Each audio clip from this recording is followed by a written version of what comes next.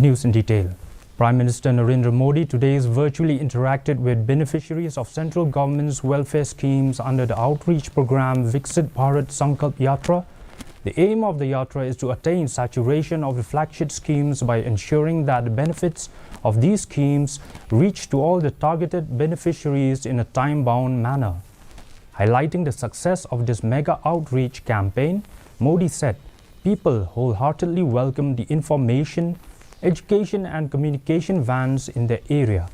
He said these vans have covered 12,000 panchayats and reached to 30 lakh people across the country so far.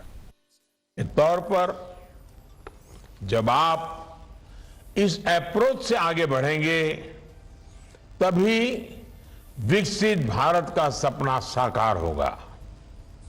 साथियों, अगले 25 वर्ष आपके और देश के लिए बहुत अहम है।